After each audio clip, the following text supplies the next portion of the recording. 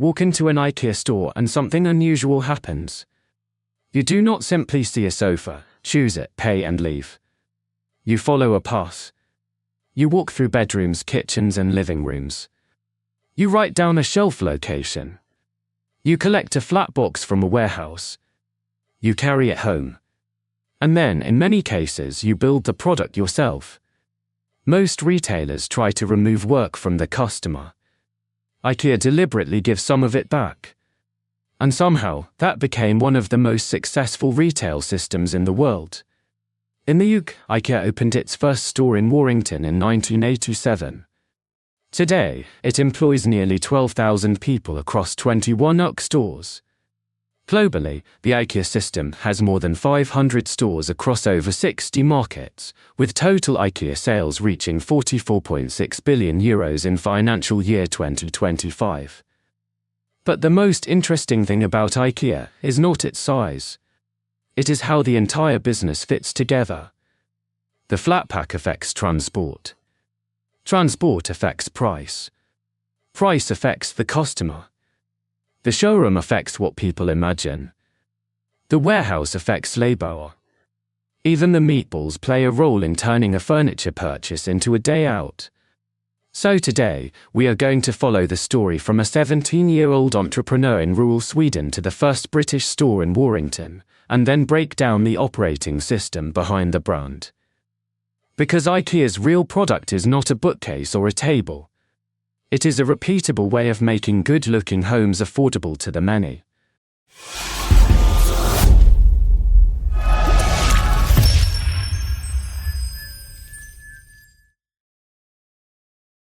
The story begins in 1943 in Småland, a rural region of southern Sweden. Ingvar Kamprad was only 17 when he registered IKEA as a trading company. The name came from his own initials, followed by Elmträd, the farm where he grew up, and Hagandria, the nearby village. At first, IKEA did not sell furniture. Kamprad traded small everyday products such as pens, watches and nylon stockings. He looked for items he could buy at a low price and sell profitably to ordinary customers. Furniture entered the range in 1948. By 1951, the first IKEA catalogue was being distributed, allowing customers to browse products without relying on an expensive city centre showroom. That catalogue mattered because Sweden was changing. Living standards were rising, more people wanted to furnish modern homes, but attractive furniture could still be expensive. IKEA's opportunity was not simply to make another chair. It was to make modern design available to a much larger market.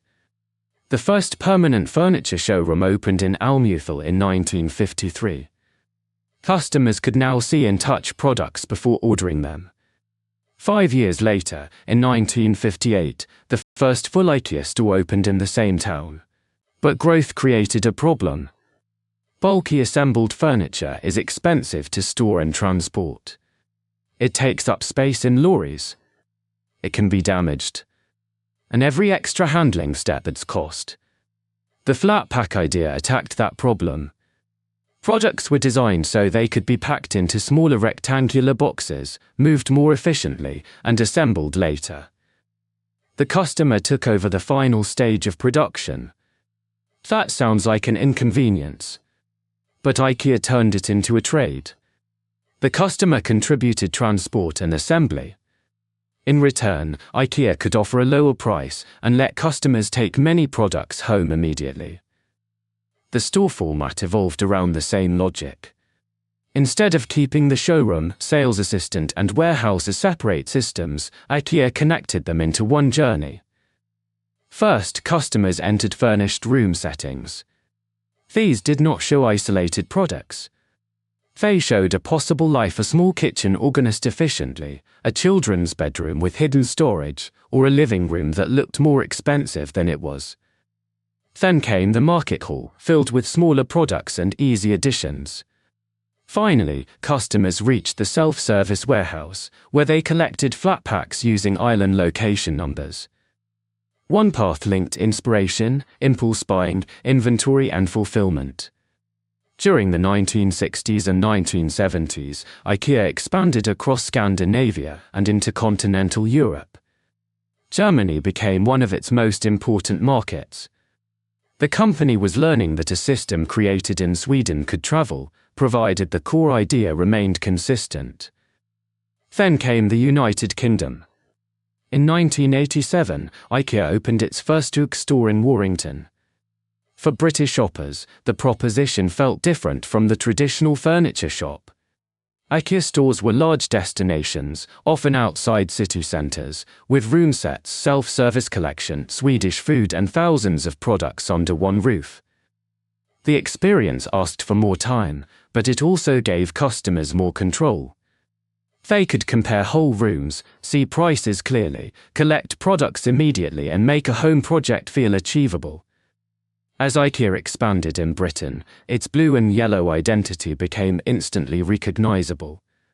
Product names, the Swedish restaurant, the children's area, and the carefully controlled store journey made the brand feel more distinctive than a warehouse full of furniture. But the original model also had a weakness. It depended heavily on customers travelling to a very large store. Shopping behaviour changed. E-commerce grew. Urban customers wanted convenience. Home delivery became more important.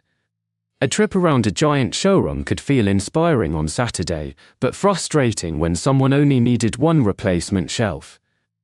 So IKEA began adapting the customer interface while trying to preserve the economics underneath it.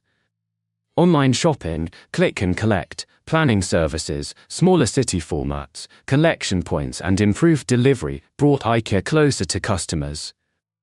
The large store did not disappear, but it stopped being the only door into the system.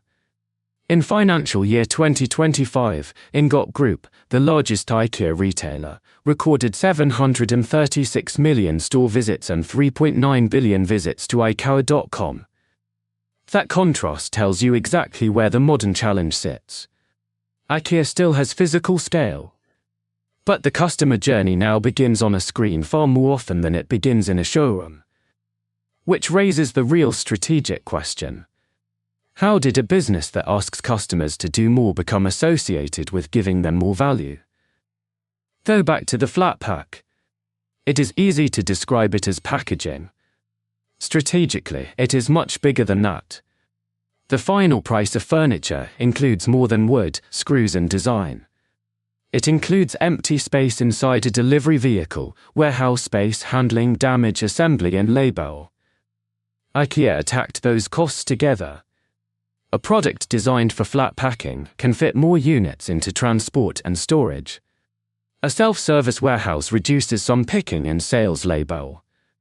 Customer assembly removes another cost from the retailer.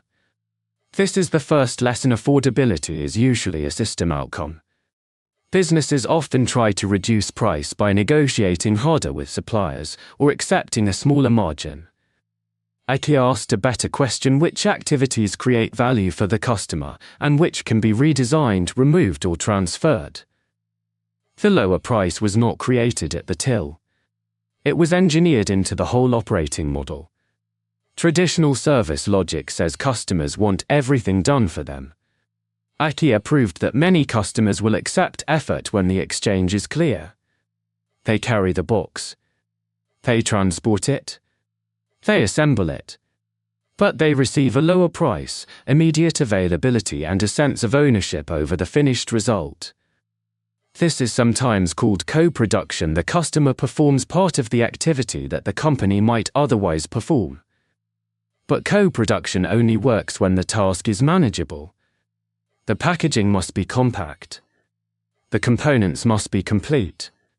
The instructions must work without relying on long explanations. The product must feel worth the effort.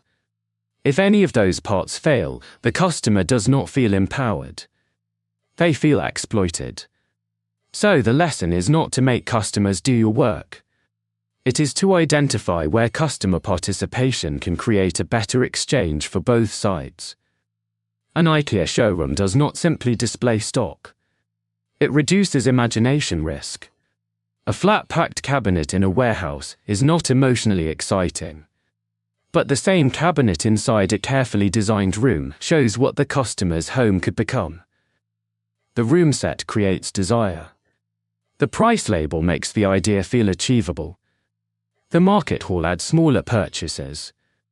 The warehouse turns inspiration into immediate action. Even the fixed route has a commercial purpose. It exposes customers to categories they did not originally plan to visit. A person looking for a desk may pass lighting, storage, rugs, and kitchen accessories before reaching the checkout. The restaurant and cafe extend the visit and make the store more suitable for families. Food is not separate from the retail experience. It helps transform a difficult furniture purchase into an outing. This is experience design tied directly to economics.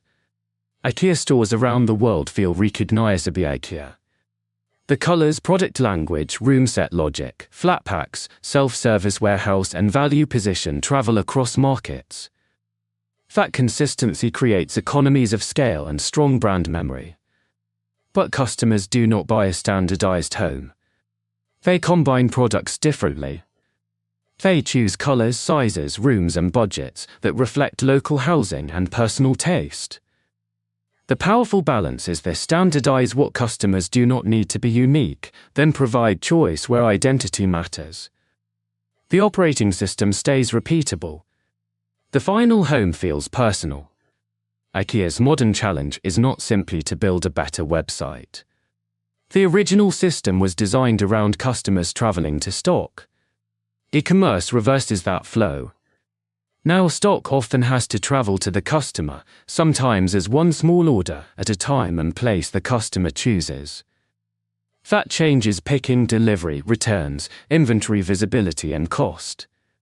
The physical store still has strengths, inspiration, product confidence, immediate collection and brand experience. Digital channels add planning, search, convenience and reach. The strategic task is to connect those strengths without destroying the low-cost model that made IKEA successful. That is why smaller formats, planning tutorials, collection services and large stores can coexist. They perform different jobs inside one customer journey. So what can another business learn from IKEA? First, are you managing the price or redesigning the total cost that creates the price? Look beyond the product itself. Where do transport, waiting, duplication, handling, administration or unused capacity enter your system? Second, could customers participate in a way that gives them more control or a better price? Do not transfer effort without value. Make the exchange obvious and make the task easy. Third, does your sales environment help customers imagine the result? People rarely want a component. They want the life outcome or improvement that component creates. Fourth, which parts of your business should be identical everywhere, and which parts should adapt? Standardization creates scale. Relevant choice creates connection. Finally, if customers move between your website, physical location, sales team and delivery service, does it feel like one system or four separate companies? The biggest IKEA lesson is not that every business should use flat packs. It is that a strong value proposition becomes far more powerful when product design, operations, customer behavior, brand and distribution all reinforce the same promise. If you want to go deeper into business strategy, marketing, management, investment and practical growth systems, visit Kingacademic.com and explore our online courses. If you need direct support, Kingacademic also provides business services covering market planning, digital marketing strategy, SEO, PCA, social media advertising and website development. And for organizations that want to build capability across a team, we provide corporate training in SEO, marketing automation, Scrum, and the wider marketing ecosystem, delivered online and in person. The IKEA story shows what happens when a company does not treat strategy as a presentation. It builds the strategy into the box, the warehouse, the store, the website, and the work the customer is willing to do. Thanks for watching. I'll see you in the next one.